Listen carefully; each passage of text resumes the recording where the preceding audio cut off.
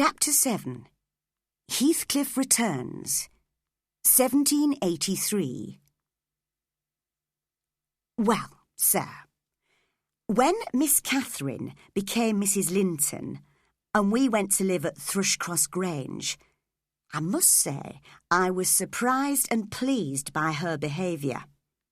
She showed great fondness for her husband and for his sister, Isabella. He, of course, was very anxious that no one should disobey her or make her angry. If she was depressed for a time, he blamed it on the illness she had had and was sympathetic. But for most of the time, I believed they shared a deep and growing love for each other. Unfortunately, this happiness did not last. One evening, I was bringing in a basket of apples from the garden when a voice behind me said, "Ellen, is that you?"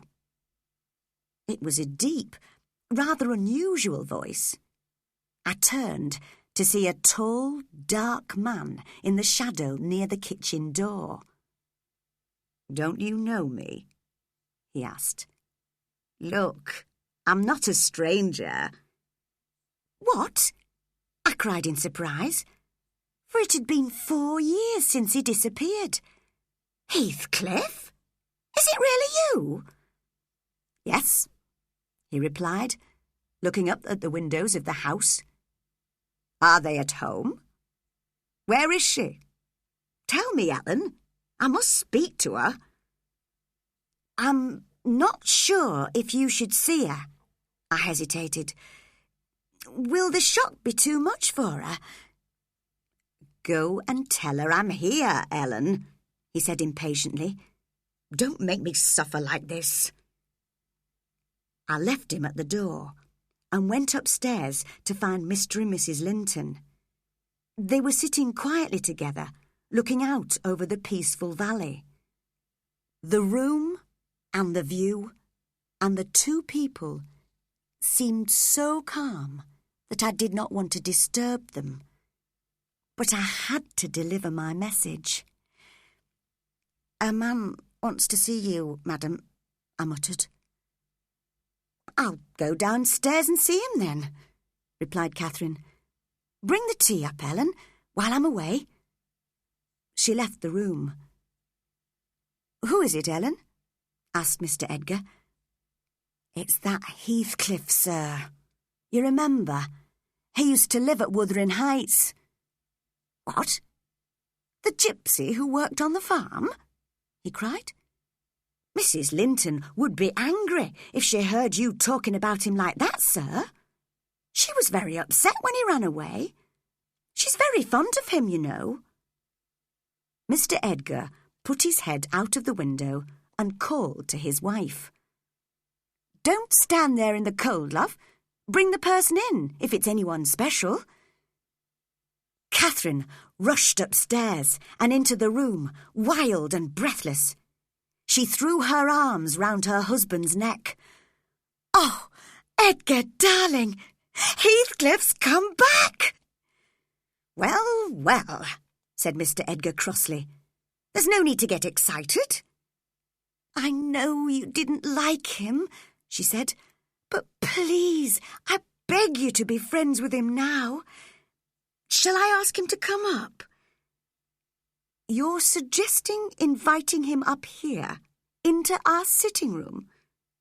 Don't you think the kitchen is more suitable for him?" Catherine looked at her husband, half angry and half laughing. "No," she said, "I can't sit in the kitchen. Ellen, bring 2 tables, one for your master and Miss Isabella, the other for Heathcliff and myself. We'll sit apart from them, as we're of a lower class. Will that please you, Edgar, darling? Decide quickly. I must have him near me." "Ellen, you go and bring him up," said Mr. Edgar. "And Catherine, try not to behave foolishly. Remember, he's only a servant."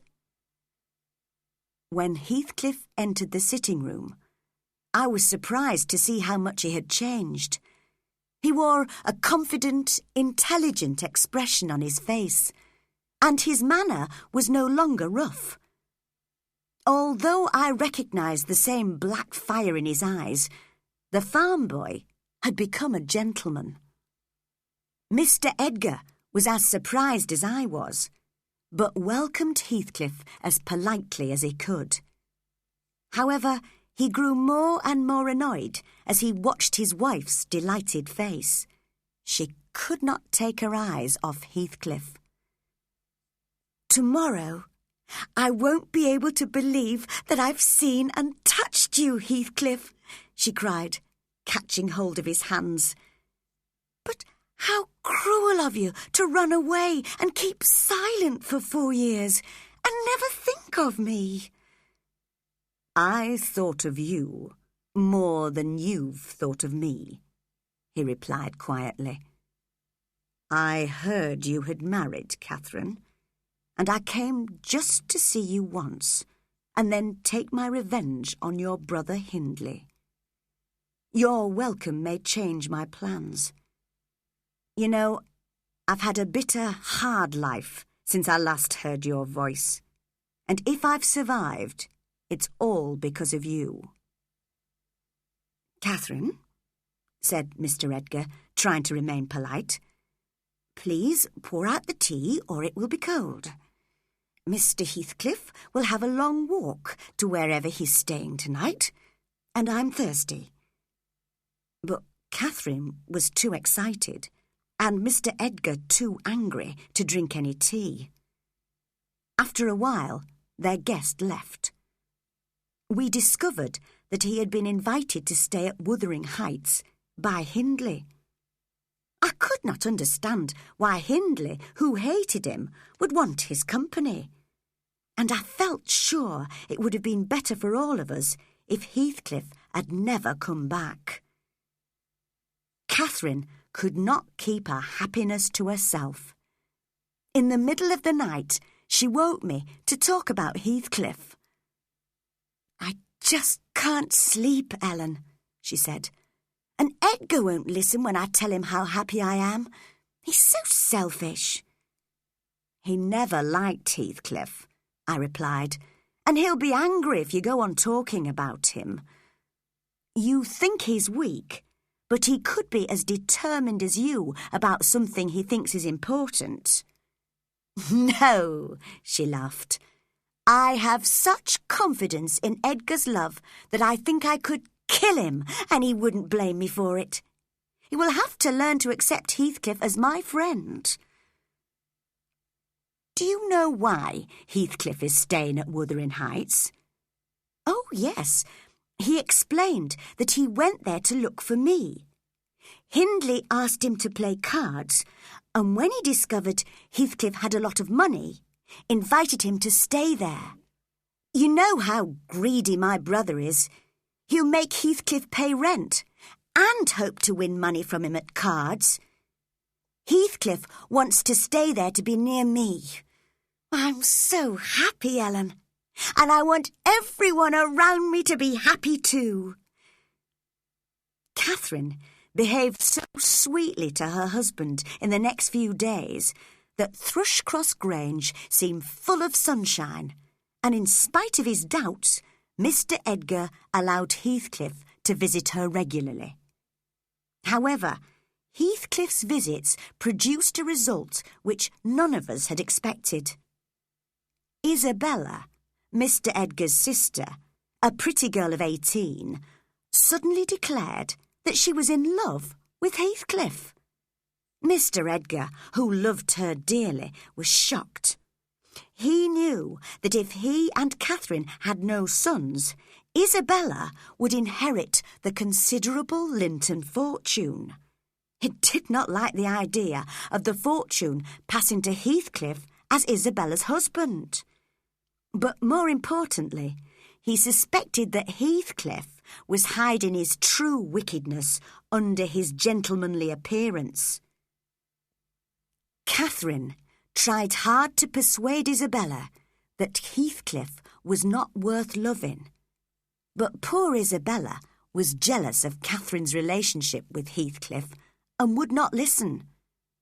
Finally, Catherine told Heathcliff himself that Isabella was in love with him. She thought she knew what his answer would be. "How could I ever love that stupid girl?" he asked. "She has a miserable pale face and weak blue eyes, just like your husband. But she will inherit the family wealth from him, won't she?" "That's true," replied Catherine. "But don't think about that, Heathcliff. I hope Edgar and I will have several sons, and then they will inherit it." Catherine did not speak of this matter again, but I am sure Heathcliff often thought about it. I watched him carefully in the next few days. I hoped he would do nothing to hurt Mr. Edgar, who was a kind master to me. I was worried, too, about what was happening at Wuthering Heights. Hindley and his son Hareton seemed like lost sheep to me, and I knew there was a wicked wolf just waiting for the chance to attack them. Chapter 8. Catherine is ill. 1783. The next time Heathcliff came to Thrushcross Grange, he met Isabella by chance in front of the house. I was watching from the kitchen window as he went up to her and, supposing that no one else could see him, kissed her. "Look, madam," I cried to Catherine, who was passing through the kitchen. "That devil Heathcliff told you he could never love Miss Isabella. And now he's kissing her." So when Heathcliff entered the house, Catherine was ready to scold him. "Leave Isabella alone, Heathcliff," she ordered. "You'll make Edgar angry." "You think I'm afraid of that weak little creature?" he growled. "Anyway, what difference does it make to you? I can kiss her if she likes it. I'm not your husband. You needn't be jealous of me." "I'm not jealous of you," replied Catherine. "If you like Isabella, you can marry her. But do you like her?" "It's you I want to talk about, Catherine. You know you've treated me badly, and I'm going to have my revenge. Thank you for telling me Isabella's secret.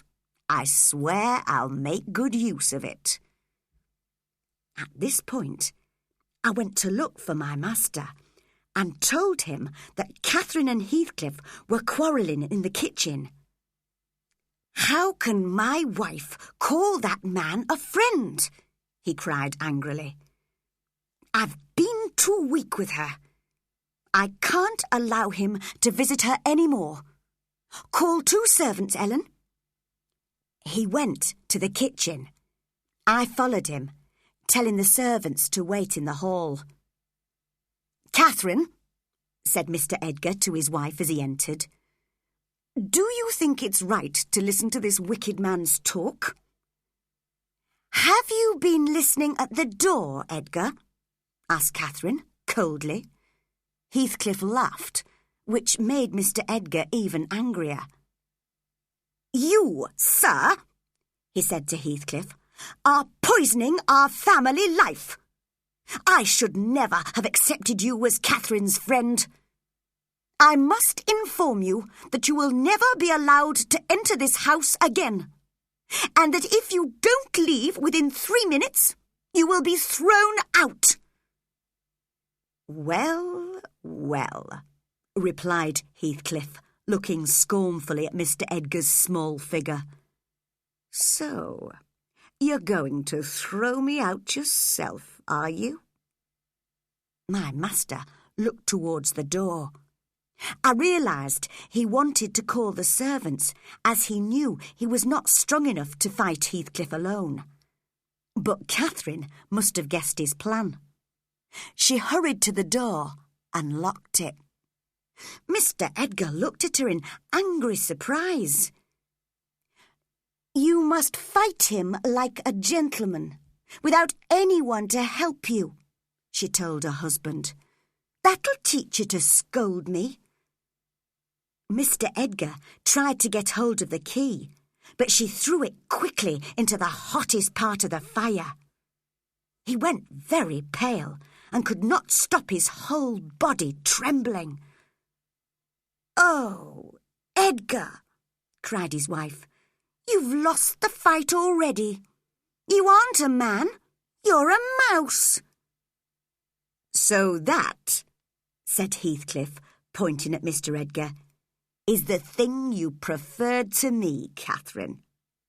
Is he crying, or is he going to die of fear?" He went up to look more closely at Mr. Edgar, who suddenly recovered and hit Heathcliff hard on the neck. While Heathcliff was getting his breath back, Mr. Edgar walked out of the other kitchen door into the garden. "Now you'll never be able to come here again," said Catherine to Heathcliff. "Go away quickly. He'll return with men and guns." Heathcliff was sensible enough to take her advice. He broke down the locked door and escaped, just as the master and his men returned. Catherine, who was overexcited, ordered me to go upstairs with her. I hoped she would not discover that I had told Mr. Edgar about her quarrel with Heathcliff. "I'm wild with anger, Ellen," she said when we reached the sitting room. "All this trouble is because of Isabella.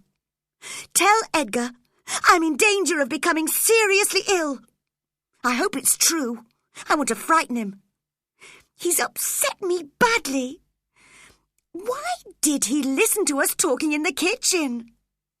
Heathcliff says wicked things, but I know I can control him.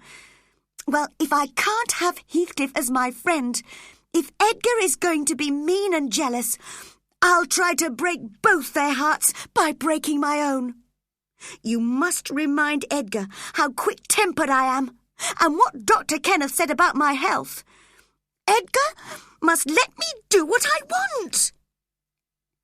I did not feel sympathetic towards Catherine, and certainly did not want to frighten my poor master by telling him she was ill. As I was leaving the room, however, he entered. "Catherine," he said, "you must tell me one thing. You must choose between me and Heathcliff. Which do you intend to have?"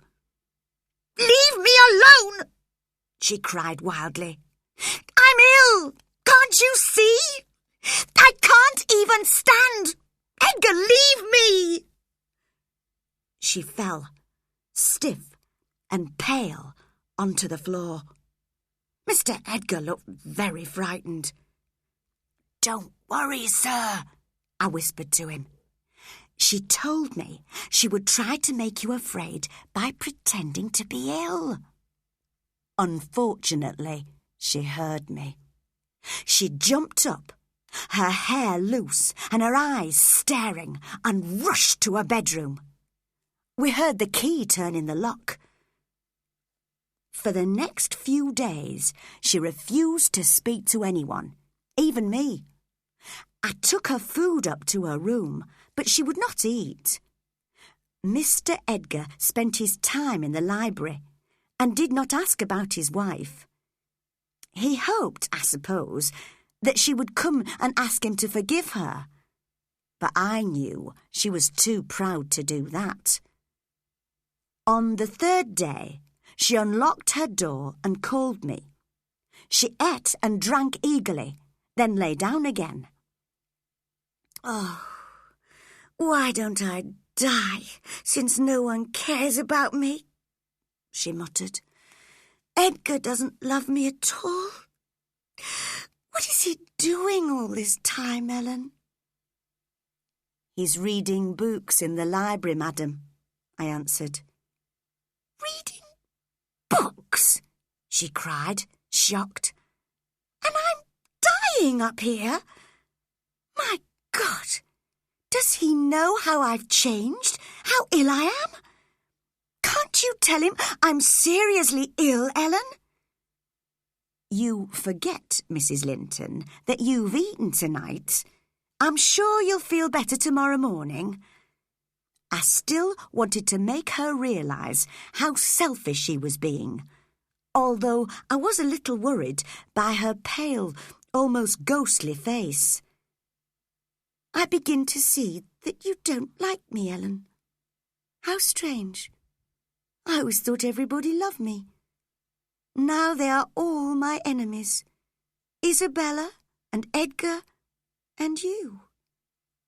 I'll die with cold faces around me.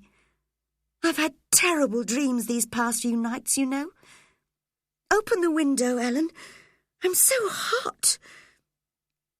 I refused, as it was the middle of winter. She was feverish. Who is that over there? She asked, staring at her own face in a mirror opposite her bed. I could not make her understand it was herself, and I began to be afraid that her illness was real. Stay with me, Ellen, she cried, holding my hand. I'm frightened of that face. I'm frightened of being alone. I wish I were in my bed at Wuthering Heights, with the wind howling through the trees. Do let me feel a breath of air from the moors. Just one breath. I opened the window for a moment, then closed it. The cold air seemed to calm her. I wish I were a young girl again, wild and free, out on the moors with Heathcliff. Open the window again, wider this time. Why won't you? Because I don't want you to die of cold, I replied. But it's my only chance of life, she cried, jumping out of bed and going to the window. I tried to force her back to bed, but her fever made her surprisingly strong. We looked out together into the icy darkness. There was no moon and no lights were visible anywhere. But Catherine was sure she could see Wuthering Heights. Look, she said, there's my old home, and the churchyard near it. I won't lie there alone, Heathcliff. I won't rest until you're in the grave with me. I was still holding her back from the window and wondering what to do next when Mr. Edgar entered. Please help, sir, I called. Mrs. Linton is ill. Catherine's ill? He gasped. Shut the window, Ellen. Catherine, why? When he saw his wife's face, he was so shocked that he stopped speaking and stared at her in horror. She was almost unconscious and did not recognise him at first. Ah, it's you, is it? Edgar Linton, she said after a few moments. You don't come when you're wanted, and now you come when you're not wanted. But whatever you say, nothing can keep me from my home, my place of rest, out there in the open air with a gravestone at my head. She's feverish, sir, and doesn't know what she's saying, I whispered. If she has food and rest, she'll recover. I want no further advice from you, Ellen Dean, said Mr. Edgar coldly. You knew how ill she was, and you didn't tell me. I ran downstairs and out of the kitchen door to fetch the doctor. I thought I heard the sound of horses in the distance, which seemed strange at 2 o'clock in the morning. And when I found Dr. Kenneth, he told me someone had seen Isabella and Heathcliff meeting secretly in the garden earlier that evening. That night, none of us slept. We all sat together and waited while the doctor stayed with his patient. He told us he hoped that Catherine would recover if we kept her very quiet. In the morning, we discovered that Isabella's room was empty. She had run away with Heathcliff. When Mr. Edgar heard the news, he just said, "She chose to go with him. Don't speak to me of her again. I no longer think of her as my sister." Chapter 9. Isabella's Story, 1784. For 2 months, we heard nothing of Isabella or Heathcliff. During that time, Catherine was dangerously ill with brain fever, and Dr. Kenneth warned us that even if she recovered, her brain would never return to normal. However, she did seem to get better, and no one could have been happier than my master when he saw her sitting up in bed for the first time and beginning to take an interest in the people and things around her. He loved her so much and took such good care of her that I really thought she would recover. There was another reason for her to live. She was expecting a baby, and we all hoped she would have a son who would inherit the Linton fortune. Then Mr. Edgar received a letter from Isabella, telling him that she and Heathcliff were married. With it was a long letter for me, which said, "Wuthering Heights, Dear Ellen, I arrived here last night and heard that Catherine is ill. My brother refuses to write to me, so you are the only one I can write to. Tell Edgar I still love him and Catherine and want to return to Thrushcross Grange, but I can't. The rest of this letter is for you alone, Ellen. 2 questions. How did you manage to get on with the people in this house? They don't seem human.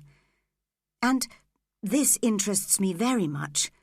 What is Mr. Heathcliff? A man? A madman?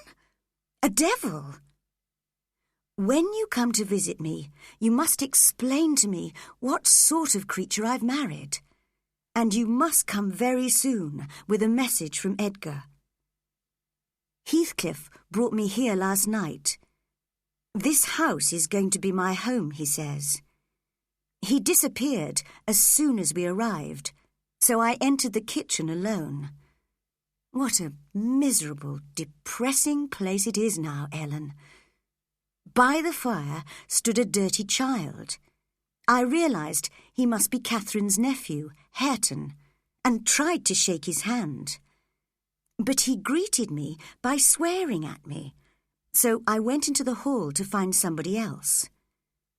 When I knocked at another door, it was opened by a tall, thin man with long, dirty hair hanging down to his shoulders. I knew this must be Hindley Earnshaw, Catherine's brother and Hareton's father.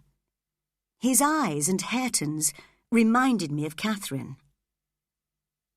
"What do you want?" he asked roughly. "My name was Isabella Linton," I replied.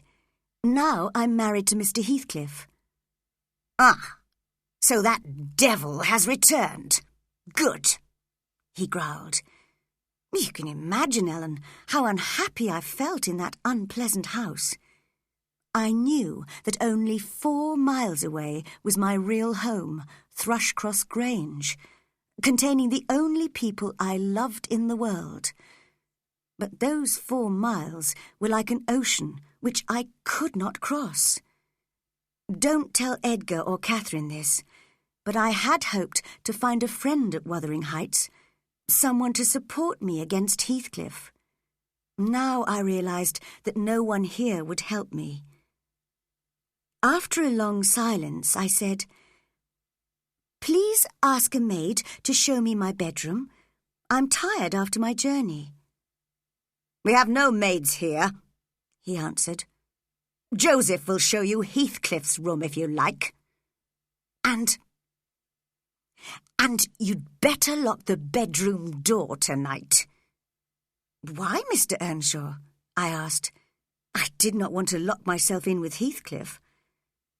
He brought out a gun, which had a knife attached to it. Look at this, he said. Every night I try to open his bedroom door. Up to now he's locked it. But one night he'll forget, and then I'll kill him. Why do you hate him so much? I asked. Because he's taken everything from me, he shouted angrily. There's nothing left for Hareton to inherit, but I'm going to get it all back.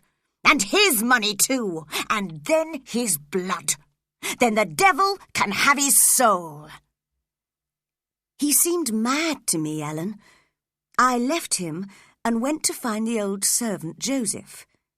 It seemed that Heathcliff's room was locked, and there were no guest bedrooms, so in the end I slept on a chair in the child's room. What a welcome to my new home. I know Heathcliff blames Edgar for Catherine's illness. He has warned me he'll make me suffer for it. Oh, I do hate him. I'm so miserable. I've been such a fool. Don't tell anyone at Thrushcross Grange about this, Ellen. Come quickly. Don't disappoint me. Isabella. As soon as I had read this, I asked Mr. Edgar if I could take a message from him to his sister. You may visit her this afternoon, Ellen, if you like. Tell her I'm not angry, just sorry to have lost her. I can't imagine she will ever be happy. I shall never visit her or write to her. When I arrived at Wuthering Heights that afternoon, I was shocked to see how much worse the house looked than when I used to live there. I realised that Hindley did not care what conditions he lived in, and Joseph clearly spent more time praying than cleaning. Heathcliff and Isabella were both in the main room. Heathcliff looked more like a gentleman than I had ever seen him, but his wife had not bothered to brush her hair or change her dress. I had to explain to poor Isabella that Mr. Edgar had refused to write to her. She cried a little when she heard that. Then Heathcliff asked me question after question about Catherine's illness. If you really love her, I told him, you'll keep away from her now. She mustn't be overexcited. Her health will always be weak, and her loving husband is a very good nurse to her. Her loving husband?